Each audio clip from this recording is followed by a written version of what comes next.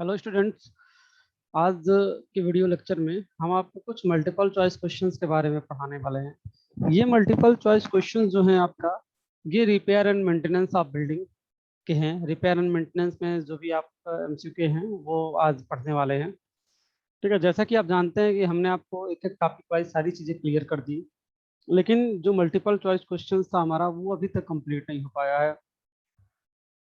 तो लगभग 118 multiple choice questions है, जो कि हम आपको one by one day by day में हम इसको सारा कंप्लीट करेंगे। ठीक है, तो मल्टीपल चॉइस क्वेश्चन की तरफ आगे बढ़ते हैं। जब पहला क्वेश्चन आता है, व्हाट इज पीवीसी। पीवीसी आपका क्या होता है? ठीक है, पीवीसी क्या है? पीवीसी जैसे कि आप जानते हैं कि पीवीसी हमारा क्या होता है। पीवीसी आपने सुना होगा। पीवीसी को हम क्या कहते हैं? पीवीसी जो होता है हमारा, वो पॉलीविनाइल क्लोराइड होता है। पीवीसी को क्या बोलते हैं? पीवीसी जो हमारा होता है पॉलीविनाइल क्लोराइड होता है। ठीक है ना, पीवीसी को हम क्या बोलते हैं? पॉलीविनाइल क्लोराइड बोलते हैं। तो आप एक चीज जानते होंगे, जो पीवीसी होता है वो किस फॉर्म में होता है? पीवीसी हमारा और हमारा हमेशा क्या होता है? वो प्लास्टिक के फॉर्म में होता है। तो इसका आंसर क्या हो जाएगा? इसका आंसर ये हो जाएगा, प्लास्टिक हो जाएगा। दूसरा क्वेश्चन आता है, जो डेसिडियस ट्री होते हैं, ठीक है, डेसिडियस ट्री होते हैं, वो क्या प्रोवाइड करते हैं? डेसिडियस ट्री का मतलब ये होता है, जो ऐसे ट्री होते हैं जिनकी जो पेड़ पत्तियां होती हैं वो काफी हरी भरी होती हैं। ठीक है ना, मतलब हरी भरी होती हैं और टाइम के अनुसार वो क्या होती हैं? झड़ती रहती हैं। तो डेसिडियस ट्री हमको क्या प्रोवाइड करते हैं? सॉफ्ट वुड प्रोवाइड करते हैं कि हार्ड वुड प्रोवाइड करते हैं कि दोनों प्रोवाइड करते हैं? तो आप हमेशा याद रखिएगा, जो डेसिडियस ट्री होता है ये हमेशा हमको क्या करता है? हार्ड वुड प्रोवाइड करता है। ठीक है ना, हार्ड वुड प्रोवाइड करता है। अगला क्वेश्चन है, example of solvent free adhesive. एक किसी ऐसे एडहेसिव का नाम बताइए जो कि बॉन्डिंग का काम करता हो, दो चीज को जोड़ने का काम करता हो, दो चीज को जोड़ने का काम करता हो, लेकिन उसमें सॉल्वेंट को ना मिलाना पड़े। ठीक है, किसी टाइप के सॉल्वेंट को उसमें ना मिलाना पड़े। तो ये जो है आपका पीवीए, ये तो होगा नहीं। वीएसी भी आपका नहीं होगा। वीएसी देखिए दो दो बार देखिए नहीं होगा। यहाँ पे आपका नन ऑफ द दीज होता, चौथा ऑप्शन ये गलती से दे दिया। यहाँ पे आपका हो जाएगा इपाक्सी, इपाक्सी एडेसिव। ठीक है ना। अगला आता है, वाटर बॉर्न एडेसिव क्या है? ठीक है, वाटर बॉर्न एडेसिव क्या कहते हैं? ठीक है, वाटर बॉर्न अगर हम एडेसिव की बात करें तो आपका यहाँ पे ऑप्शन दिया है, सबसे पहले इपाक्सी का दिया है, ये तो होगा नहीं। आपका इसमें पॉलिस्टर भी नहीं होगा। एक्लिक, एक्लिक जो होगा, एक्लिक एडेसिव भी आपका नहीं होगा। इसमें आपका जो पीवीए है, ये आपका पीवीए इसमें हो जाएगा। ठीक है ना, पॉलीविनाइल एडेसिव। अगला आता है, example of concrete placement technique. Concrete placement की क्या क्या टेक्निक्स है? कंक्रीट प्लेसमेंट टेक्निक का मतलब ये है, कंक्रीट को एक से दूसरे जगह ले जाने में जो प्रोसेस किया जा रहा है, जो प्रोसेस लग रहा है, उसको बोलते हैं कंक्रीट प्लेसमेंट टेक्निक्स। तो ऐसे कौन कौन से टेक्निक्स हैं जिससे हम कंक्रीट को क्या कर सकते हैं?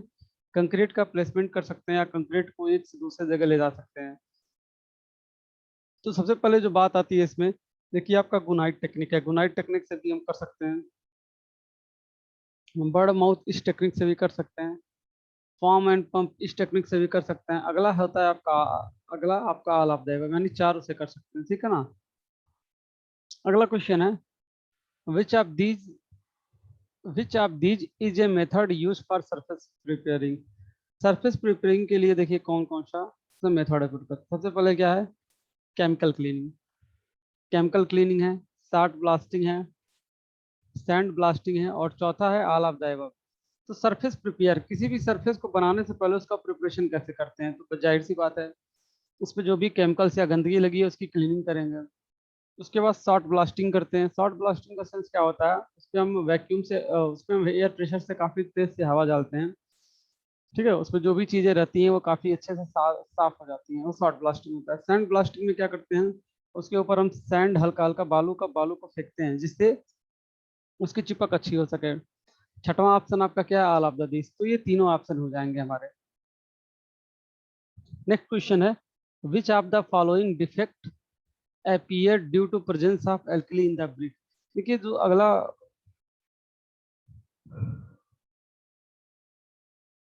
अगला जो क्वेश्चन आपका बोल रहा है कि जो डिफेक्ट आता है एल्कली की वजह से, जो डिफेक्ट आता है वो किस प्रकार का होता है? वो ब्लोटिंग होता है, ब्लैक पोर होता है, क्रैक्स होता है कि फ्लोरोसेंस होता है? मतलब एल्कलीज जो होती है, जो क्षार होती है, ईंटों में जो क्षार होती है उसकी वजह से किस प्रकार की दिक्कत आती है ईंटों में? तो ब्लैक कोर तो होगा नहीं हमारा। क्रैक्स डेवलप में भी हो सकता है, में भी नहीं भी हो सकता है। ब्लोटिंग का भी कोई फिक्स नहीं है। लेकिन जो हमारा एफ्लोरोसेंस है, फफूंदी, फफूंदी लगना, आप देखते हैं सफेद सफेद कलर की क्या होती है, फफूंदी लग जाती है। अगर एल्कली की मात्रा ज्यादा है, अगर क्या है एल्कली की मात्रा ज्यादा है, और दूसरा क्या है, दूसरा मॉइस्चर के कांटेक्ट में है, तो हमारा क्या होता है, हमारे सरफेस पे जो भी सरफेस हमारे रहते हैं उस पे क्या होता है, उस पे एफ्लोरोसेंस हो जाता है। ठीक है ना। अगर आगे हम ऑप्शन की बात करें, 8वें क्वेश्चन की बात करते हैं, तो 8वां क्वेश्चन क्या बोला है, which component of good brick earth adds in small quantity during the manufacturing of brick to give allow in into brick and decrease shrinkage. मतलब कहने का सेंस क्या है, ब्रिक में ऐसा कौन सा कंपोनेंट होता है जो ब्रिक अर्थ के लिए क्या होता है, अच्छा होता है, और उसको पीला कलर देता है और श्रिंकेज को कम करता है। तो इसमें कौन सा ऑप्शन आपका हो जाएगा? इन अगर तीनों चीज की बात देखें, तो इसमें जो आपका मैग्नीशिया होता है, मैग्नीशिया इसके लिए रिस्पॉन्सिबल होता है। मैग्नीशिया क्या करता है, येलो कलर के लिए रिस्पॉन्सिबल होता है, और ये श्रिंकेज को भी क्या करता है, श्रिंकेज को भी काफी कम करता है। ठीक है, तो मैग्नीशिया का ये काम होता है। अगर हम 9वें क्वेश्चन की बात करें, विच of the following is not mechanical property of brick, इसमें से ब्रिक की मैकेनिकल प्रॉपर्टी कौन सी नहीं है? ठीक है ना। मैकेनिकल प्रॉपर्टी की बात करें, मैकेनिकल प्रॉपर्टी यानी मॉडुलस ऑफ रप्चर, ये भी आपका क्या है, मैकेनिकल प्रॉपर्टी है। टेंजाइल स्ट्रेंथ, ये भी आपका मैकेनिकल प्रॉपर्टी है। लेकिन टेक्सचर, अगर हम टेक्सचर की बात करते हैं, टेक्सचर क्या है भाई, टेक्सचर्स तो हम हाथ से पहचान सकते हैं या फिर किसी भी चीज से मुंह पर पहचान सकते हैं। तो हमारा जो टेक्सचर है, वो टेक्सचर हमारा क्या है, ये हमारा मैकेनिकल प्रॉपर्टी नहीं है। इस चीज को आप ध्यान रखिएगा। ठीक है ना, टेक्सचर हमारे मैकेनिकल प्रॉपर्टी में नहीं आता। तो आपका ऑप्शन क्या हो जाएगा, बी हो जाएगा। अगला क्वेश्चन आता है, the minimum compressive strength of first class brick should be. जो फर्स्ट क्लास ब्रिक होता है, जैसे आप जानते हैं ब्रिक की अलग अलग कैटेगरी होती है। फर्स्ट क्लास होता है, सेकंड क्लास होता है, थर्ड क्लास होता है, और चौथा फोर्थ क्लास होता है, जिसको जामा ब्रिक कहते हैं। ठीक है ना, या फिर ओवरबर्न्ट ब्रिक कहते हैं, जो बहुत ज्यादा जल जाता है। ठीक है ना। तो कंप्रेसिव स्ट्रेंथ अगर हम फर्स्ट क्लास ब्रिक की देखें, कि फर्स्ट क्लास, जो फर्स्ट क्लास ब्रिक होती है उसकी कितनी कंप्रेसिव स्ट्रेंथ होती है, तो इसकी कंप्रेसिव स्ट्रेंथ की अगर हम बात करते हैं, तो 10 न्यूटन पर मिलीमीटर स्क्वायर के करीब इसका कंप्रेसिव स्ट्रेंथ होता है। अगला क्वेश्चन है, for checking the length of brick as per IS standard how many bricks are to be taken. अगर आपको ब्रिक की स्टैंडर्ड लंबाई पता करनी है, स्टैंडर्ड लेंथ पता करनी है, तो आईएस कोड के अकॉर्डिंग कम से कम आपको कितने ब्रिक लेने होंगे, जिससे आपको ये चीज एग्जैक्ट पता चल जाए कि हमारा ब्रिक जो है वो बिल्कुल सही है। ठीक है ना। तो देखिए इस चीज में क्या है, कहीं कहीं पे थोड़ा ऑप्शन चेंज है कि जैसे मैंने कुछ बुकों में पढ़ा था, तो वहां पे दिया था कि कम से कम 15 ब्रिक लेना पड़ेगा। लेकिन जैसे अभी जो मैं आपको पढ़ा रहा हूँ, यहाँ आपका 20 ऑप्शन दिया है, तो ये मुझे उतना क्लियर नहीं है। हाँ, लेकिन अगर आप देखें तो यहाँ पे क्या ऑप्शन हो सकता है, यहाँ पे मुझे ज्यादातर लगता है कि 15 ऑप्शन ही होगा। ठीक है ना। यहाँ पे मुझे 15 नंबर का ही ऑप्शन जो है वो सही लग रहा है। ठीक है ना। अगले क्वेश्चन की हम बात करते हैं। अगला क्वेश्चन आपका क्या है, 12वां question, which of the following good for making the bricks. Bricks को बनाने के लिए निम्न में से किस चीजों की आवश्यकता पड़ती है अच्छे ब्रिक को बनाने के लिए? ठीक है ना। तो अगर क्वेश्चन नंबर 12 की बात करें,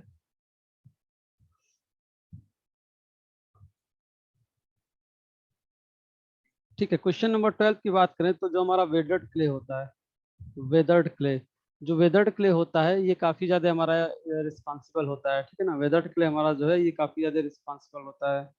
ठीक है ना, अच्छे ब्रिक के लिए। क्वेश्चन नंबर 13 पे आ जाते हैं, the process of mixing clay water and other ingredients to make brick is known at. जब हम ईंट को बनाते हैं तो काफी सारे कंपोनेंट को हमको क्या करना पड़ता है, ये मिक्स करना पड़ता है। तो इस मिक्स करने की प्रोसेस को क्या बोलते हैं? भाई टेम्परिंग तो कुछ और होता है, पगिंग भी कुछ और होता है, नन ऑफ द अबव तो होगा नहीं, तो इसको क्या करते हैं, नीडिंग। यहाँ पे नीडिंग होता है। जैसे आपने आटा गूंथना सुना होगा कि हम आटा को गूंथते हैं, उसी प्रकार से सेम हमारा नीडिंग का प्रोसेस होता है। नीडिंग के प्रोसेस में हम क्या करते हैं, जो सीमेंट होता है या जो जो वो कंपोनेंट मिक्स करने होते हैं, उन सारे कंपोनेंट को हम एक साथ मिक्स करते हैं, वो प्रोसेस हमारा नीडिंग कहलाता है। अगला क्वेश्चन आता है, the term frog means, frog क्या होता है? देखिए एक फ्रॉग दो तरीके के होते हैं, एक तो फ्रॉग माने मेढक होता है, और दूसरा फ्रॉग क्या होता है, एक डिप्रेशन बना रहता है, एक कटिंग बनी रहती है ब्रिक के ऊपर, कि एक ब्रिक दूसरे ब्रिक से क्या करे, काफी आसानी से ज्वाइंट हो सके। तो उसका मतलब क्या है, पहला है an apparatus to lift the brick, नहीं, soaking brick in the water नहीं। A depression on the face of the brick, तो ऑप्शन क्या हो जाएगा, ऑप्शन नंबर आपका सी हो जाएगा। डिप्रेशन मतलब एक कटाव या फिर एक उभार बना रहता है ब्रिक पे, ठीक है ना। चलिए अगले क्वेश्चन पे आते हैं। क्वेश्चन नंबर 15 की अगर हम बात करें, तो in the process of brick manufacturing the pug mill is used to which of the following operation. जो पग मिल होता है, पग मिल क्या करने के लिए होता है, जब ब्रिक हम बनाते हैं तो ब्रिक में पग मिल का यूज कहाँ करते हैं। प्लग मिल, पग मिल का यूज क्यों किया जाता है, तो याद रखिएगा पग मिल का जो यूज किया जाता है हमेशा वो किसके लिए किया जाता है, टेम्परिंग के लिए किया जाता है, ठीक है। अगले क्वेश्चन पे आते हैं। स्टोन चिप्स और broken brick are known as. जो स्टोन के चिप्स होते हैं, मतलब स्टोन के चिप्स मतलब जो छोटे छोटे छोटे छोटे पत्थर के टुकड़े होते हैं या फिर जो ब्रिक होते हैं टूटे हुए, उनको हम क्या कहते हैं। हमेशा याद रखिएगा उसको हम स्पाल नाम से बुलाते हैं, ठीक है ना, स्पाल नाम से बनाते हैं, एसपीएल वगैरह, ठीक है। 17 नंबर क्वेश्चन अगर देखें, विच of the what is the function of alumina in Breakker. देखिए एलुमिना क्या करता है, एलुमिना का मेन काम क्या होता है।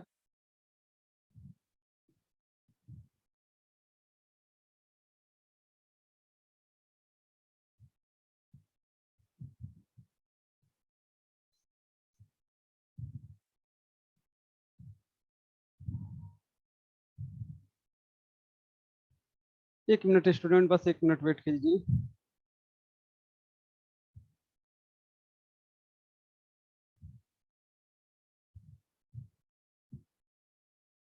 ठीक है, चलिए आगे आते हैं।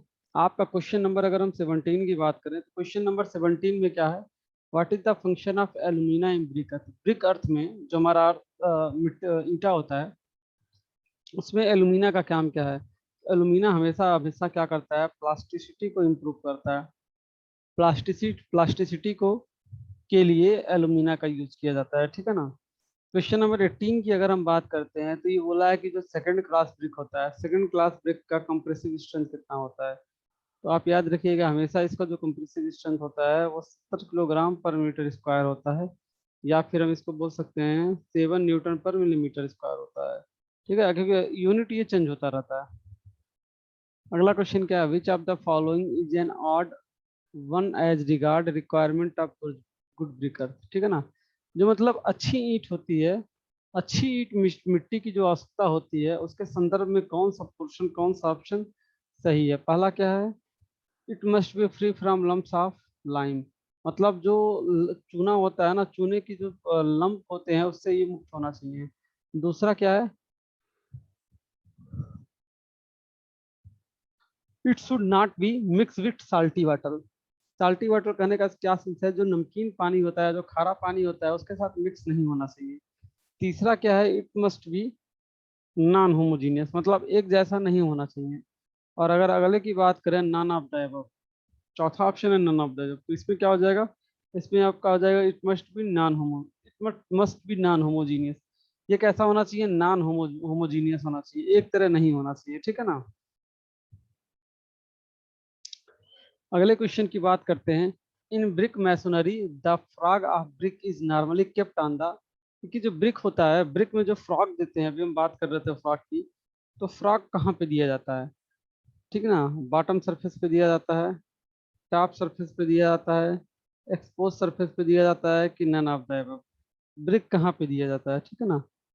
तो अगर हम क्वेश्चन की बात करें, तो जो खुला वाला सरफेस होता है, ऊपर का जो खुला वाला सरफेस होता है, उस पे दिया जाता है, ठीक है ना, एक्सपोज सरफेस पे दिया जाता है, ठीक है। तो इसका ऑप्शन क्या हो जाएगा, एक्सपोज सरफेस।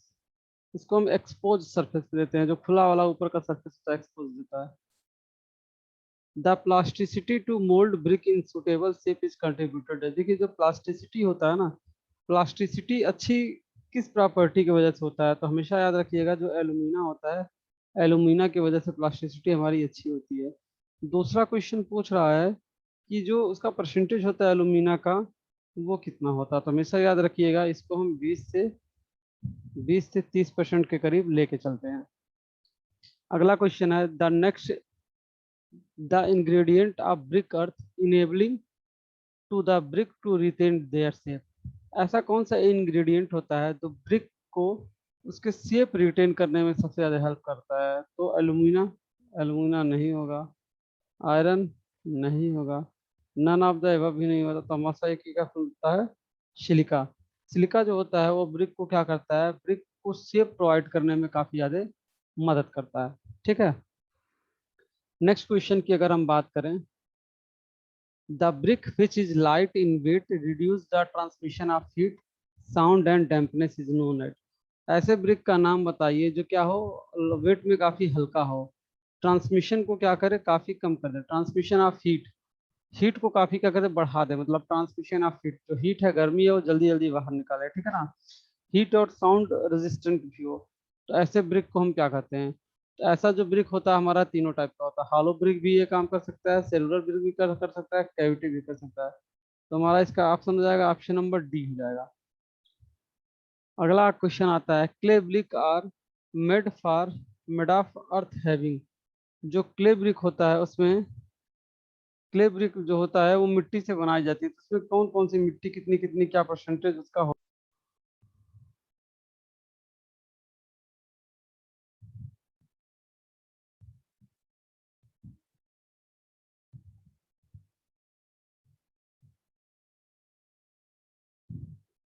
ठीक है, तो क्वेश्चन नंबर 24 की हम बात, 24 बता लिए थे, 25 की अगर हम बात करें कि जो एक अच्छा ब्रिक होता है, ठीक है ना, उसमें कौन सा क्ले यूज किया जाना था, तो ऑप्शन ए हो जाएगा 35 से 70% सिलिका होना चाहिए, और 10 से 20% क्या होना चाहिए, एलुमिना होना चाहिए। नेक्स्ट क्वेश्चन की अगर हम बात करते हैं, the position of brick cut to form anger and right angle is plane is known है। देखिए जो ब्रिक होता है ना, वो तल के समकोण से और अन्य कोण से वो कटा हुआ हो, तो इसको हम क्या कहते हैं, ठीक है ना, तो इसमें हम क्या कहते हैं, इसको स्क्विंट क्लोजर कहते हैं, ये हमारा स्क्विंट क्लोजर कहलाता है। अगला है, consistency of cement paste is determined by. जो सीमेंट की कंसिस्टेंसी होती है, इसको किसके किससे ज्ञात, हमेशा याद रखिए आप, रिकार्ड्स ऑपरेटर से हम ज्ञात करते हैं। The function of calcium sulphate is as cement ingredient is to. जो हमारा कैल्शियम सल्फेट होता है, ये सीमेंट में किस चीज का काम करता है, ऑप्शन नंबर, इसमें चार ऑप्शन दिए हैं, decrease initial setting time cement, increase करता है कि इम्पार्ट्स कलर करता है कि none of the above. 28 number की अगर हम बात करें तो ये क्या करता है, calcium sulphate increase the initial setting time of cement, cement के इनिशियल सेटिंग टाइम को बढ़ा देता है। बल्क डेंसिटी अगर हम सीमेंट की बात करें तो इसका 1.44 इसकी बल्क डेंसिटी होती है, ठीक है, 1.44 के करीब इसकी बल्क डेंसिटी होती है, ऑप्शन नंबर बी आता है। Gypsum is mainly use in manufacturing of cement to. जो जिप्सम मिलाते हैं सीमेंट में वो क्यों मिलाते हैं, तो हमेशा इस क्या करता है, सेटिंग टाइम को इंक्रीज करता है, जिप्सम जो होता है सेकंड टाइम को इंक्रीज करता है, इस वजह से हम उसको मिक्स करते हैं। नेक्स्ट क्वेश्चन हमारा आता है, the time interval for which the cement produce remains in plastic condition is known as. जो सीमेंट होता है, ठीक है, वो प्लास्टिक स्थिति में अगर बना रहता है तो इसको क्या कहते हैं, अपनी प्लास्टिक स्थिति में वो बना रहेगा, तो इस प्रोसेस को हम क्या कहते हैं, ठीक है ना, तो हमेशा याद रखिएगा, इस प्रोसेस को हम क्या कहते हैं, ये हमारा क्या होता है, इनिशियल सेटिंग टाइम होता है, इनिशियल सेटिंग टाइम के अंदर क्या होता है, वो प्लास्टिक स्टेज में बना रहता है, ठीक है ना। अगर हम क्वेश्चन नंबर 32 की बात करते हैं, क्वेश्चन नंबर 32 की बात करते हैं, तो 32 में देखेंगे, बोक्स कंपाउंड कौन कौन से हैं इसमें, which of the following is a Bogue. Tricalcium oxide नहीं, ये नहीं होता है, ट्राई कैल्शियम एल्यूमिनेट, पहले देख लेते हैं, डाई कैल्शियम डाइऑक्साइड नहीं, नहीं होता है, ट्राई कैल्शियम एल्यूमिनेट, हाँ ट्राई कैल्शियम एल्यूमिनेट हमारा होता है, C3 है ट्राई कैल्शियम एल्यूमिनेट, ठीक है ना। अगला है, to prevent spoiling of cement due to humid condition and last storage the cement is use.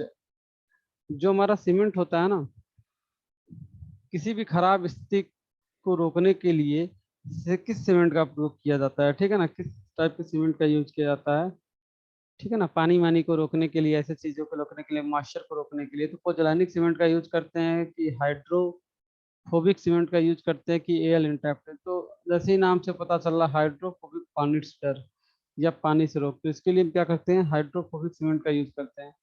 अब बात आता है, जो जिप्सम होता है, जिप्सम सीमेंट में हम क्यों मिलाते हैं, जिप्सम का क्या रोल है, तो to prolong the setting time of cement, ठीक है ना, मतलब सेटिंग टाइम को बढ़ाने के लिए हम इसका प्रयोग करते हैं। क्वेश्चन नंबर 35 पे देखें तो for coastal protection work such as breakwater and tetrapod which of the following type of cement is advisable, ठीक है ना, एडविजिबल। तो इस तरीके के चीजों के लिए एडवाइजेबल जो सीमेंट होता है वो कौन सा होता है, किस सीमेंट की सलाह दी जाती है कि आप इस सीमेंट का यूज करिए। तो जब हम ऐसी जगह पे काम करते हैं तो हमेशा सल्फेट रेजिस्टिंग सीमेंट का ही हम रिकमेंड करते हैं, ठीक है ना।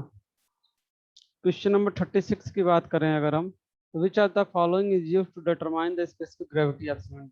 सीमेंट की स्पेसिफिक ग्रेविटी किससे ज्ञात करते हैं, तो हमेशा याद रखिएगा लीच एट्रियल अपरेटस या लीच एट्रियल फ्लैक्स की मदद से ज्ञात करते हैं, ठीक है।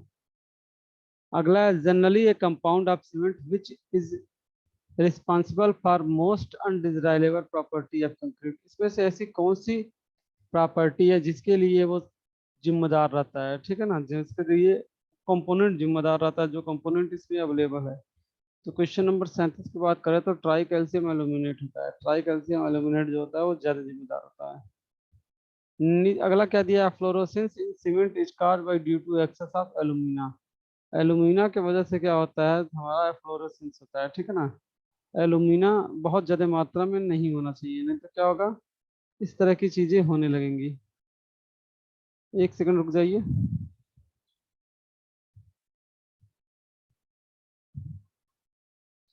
नहीं, ये ऑप्शन गलत है, ऑप्शन आपका हो जाएगा एल्यूमिना नहीं होगा, अल्कली होगा। मैं थोड़ा सा गलत बता दिया। ये आपका क्या हो जाएगा, ये आपका एल्कली हो जाएगा। एफ्लोरेसेंस होता है जो एल्कली के होते हैं, एल्यूमिना की वजह से नहीं होता है। Which of the following material in general will offer strength gain for the period longest period.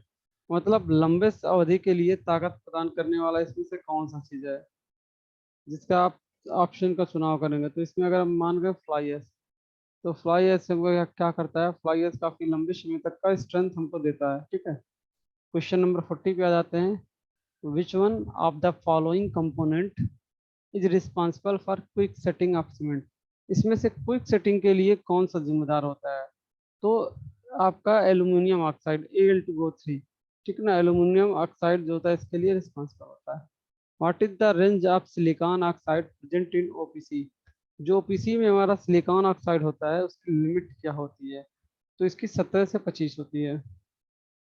Which property is enhance by tetra calcium aluminium fillet in cement. जो आपका C3AS होता है, एक second, try calcium aluminium fillet, ठीक है।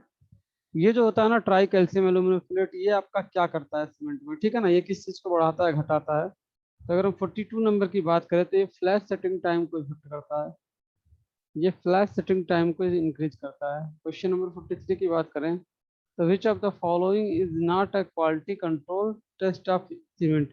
Cement का quality control test इसमें से कौन सा नहीं होता है। तो अगर हम बात करते हैं तो कंप्रेसिव क्वालिटी कंट्रोल स्ट्रेंथ में नहीं आता, बाकी साउंडनेस, नॉर्मल कंसिस्टेंसी, ये सब जो होता है ये सब किस में आता है, ये सब क्वालिटी टेस्ट में आता है कि ये सब टेस्ट करना मैंडेटरी है, इसको कहीं ना कहीं से टेस्ट करना ही पड़ेगा, ठीक है ना। इस वजह से इन सारी चीजों को मैंडेटरी हम टेस्ट करते हैं। अगले क्वेश्चन की बात करते हैं, the process of mixing transporting placing and compacting concrete using OPC should not take more than how much time. मतलब जब ओपीसी सीमेंट होता है, अगर मुझे जैसे उसे ट्रांसपोर्ट करना है एक से दूसरी जगह ले जाना है तो हम कम से कम कितना टाइम उसको दे सकते हैं ठहरने के लिए, रुकने के लिए। तो हमेशा याद रखिएगा हम आधे घंटे से ज्यादा इसको टाइमिंग नहीं देते हैं, ठीक है ना। ये क्वेश्चन थोड़ा घुमा के पूछा है, ये पूछा उसका इनिशियल सेटिंग टाइम मेनली, ठीक है ना, तो 30 मिनट होता है। अगला क्वेश्चन है which of the following is not a property of ferro cement. Ferro cement की कौन सी प्रॉपर्टी नहीं है। क्वेश्चन नंबर 45 की अगर हम बात करते हैं तो strength per unit mass is low. Strength per unit जो उसका मास होता है वो लो नहीं होता है, ठीक है ना। Which of the following is calcareous raw material use in cement production. मतलब ऐसा मटेरियल जिसमें कैल्शियम हो और वो इसके लिए कंस्ट्रक्शन के लिए यूज किया जाता है, तो उसके बारे में बताना है। तो यहाँ पे क्या हो जाएगा, आपका देखिए सीमेंट रॉक होता है इसमें भी पाया जाता है, लाइम स्टोन भी पाया जाता है, मरीन सेल्स में भी पाया जाता है। तो ऑप्शन यहाँ पे क्या हो जाएगा, ऑप्शन ऑल हो जाएगा। अगला क्वेश्चन है, in the method of wide for determination of the quality of cement paste it is assumed that, बोला है सीमेंट के पिस्ट की मात्रा को निर्धारित करने के लिए कौन सी विधि इसमें सबसे उपयोग मानी गई है। तो ठीक है ना, तो कौन सी उपयोग, इसमें सारी विधि होती है। पहला क्या है, wide in coarse aggregate eight field by fine aggregate, भाई ये भी हम यूज करते हैं। जो वाइट्स होता है उसको हम सीमेंट पेस्ट से भी भरते हैं, और एग्रीगेट जो होता है 10% हम ज्यादा लेके चलते हैं कि वाइट्स जो हमारा वो ना है। अगला क्वेश्चन है, which of the following compound of Portland cement reacts immediately with the water and सेटरलियल।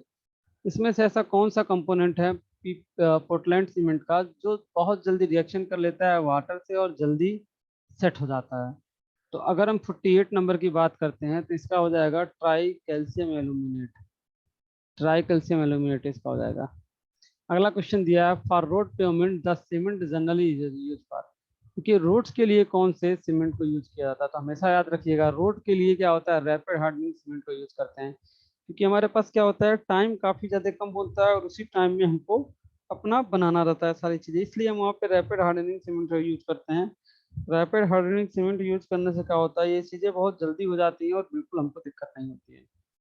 Which of the following proportion of cement and standard sand is used in cement mortar while testing and compressing the tensile strength of cement? बोल रहा है कि cement और मानक रेत में से कौन सा अनुपात सीमेंट और मसाने के लिए प्रयोग किया जाना चाहिए। मतलब इसमें कोर्स एग्रीगेट और फाइन एग्रीगेट का बता रहा क्या क्या इसमें यूज किया जाना चाहिए। तो आप हमेशा याद रखिए, अगर क्वेश्चन नंबर 50 की अगर आप बात करते हैं तो इसका ऑप्शन हो जाएगा 1:3, 1:3 हो जाना चाहिए। अगला क्वेश्चन बोल रहा है, which of the following cement is best for marine work. Marine work के लिए कौन सा सीमेंट यूज करते हैं, तो मरीन वर्क के लिए हम हमेशा क्या करते हैं, हाई एल्यूमिना सीमेंट यूज करते हैं। देखिए gypsum added in cement manufacturing for the property, जो जिप्सम ऐड किया जाता है वो क्यों यूज किया जाता है, इसका क्या मतलब है। तो जैसा कि आप सब लोग जानते हैं जिप्सम क्या करता है, सेटिंग टाइम को रिटार्ड कर देता है, ठीक है ना। अगला क्वेश्चन क्या है, मैं रिटार्ड कर देता है मतलब धीरे कर देता है। Which of the following has maximum percentage composition in cement, cement में सबसे ज्यादा इनमें से कौन सी मात्रा मिलाई जाती है, तो आप जानते हैं सबसे ज्यादा मात्रा लाइम की रहती है, ठीक है ना। अगले क्वेश्चन की बात करते हैं, water cement ratio to determine compressive strength of cement is taken at, जो वाटर कंप्रेसिव स्ट्रेंथ होता है, सॉरी जो कंप्रेसिव स्ट्रेंथ होता है सीमेंट का, वो आपका अनुपात उसका कितना लेते हैं पानी डालते समय। तो अगर हम 54 की बात करें तो हो जाएगा ऑप्शन नंबर सी, 0.4% लेते हैं। अगला क्वेश्चन आता है, the cementing property of cement is mainly due to, cement में जो सीमेंट की प्रॉपर्टी रहती है वो किस चीज की वजह से रहती है, तो हमें यहाँ पे ऑप्शन आता है लाइम की कारण रहती है। The soluble residue in cement should be, देखिए जो सॉल्युबल होता है, जो बिल्कुल घुलनशील होता है, उसकी मात्रा कितनी होती है, अगर ये हम देखने की कोशिश करें तो उसकी मात्रा 20 से % पर होती है। What is the size of cube for compressive strength test for cement, cement के स्ट्रेंथ इसके लिए क्या लेते हैं, 70.6 लेते हैं, 70.6 को लिया जाता है। एक सेकेंड, 70.6 नहीं होगा, ये क्यूब उसका पूछा है ना, कंप्रेसिव स्ट्रेंथ का पूछा है, सीमेंट का तो अलग होता है, इसके लिए क्या होता है, इसके लिए 150 होता है, ठीक है ना।